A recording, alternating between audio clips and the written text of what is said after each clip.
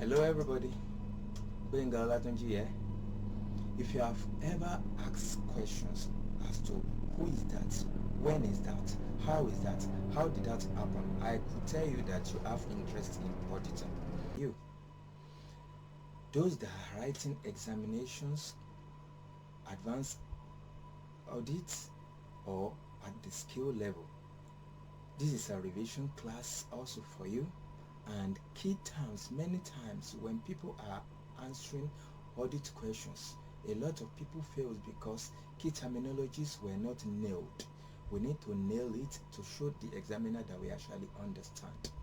So we are welcoming you to GJAMES Associate channel. We are going to do it from A to Z. This video is going to be explanatory video. And please, if you are yet to subscribe, please subscribe to GJAMES Associate channel and click all as notification so that anytime we upload new video you can always receive the alert.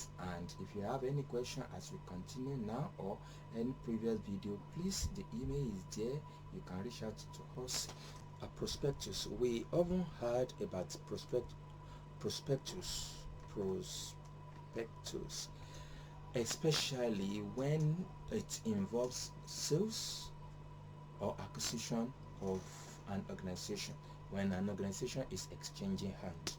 And not quite long we did a video on Nigeria Stock Exchange, Security Exchange Commission and the like. So a prospectus comes in this regards, and a prospectus actually is a financial statement too, but for a particular purpose.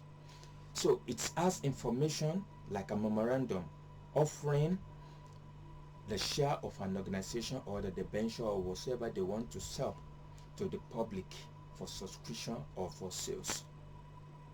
So that is a prospectus. A prospectus is a financial statement that is purposefully written for the purpose of buying or selling of shares, debenture, or any form of security of an organization.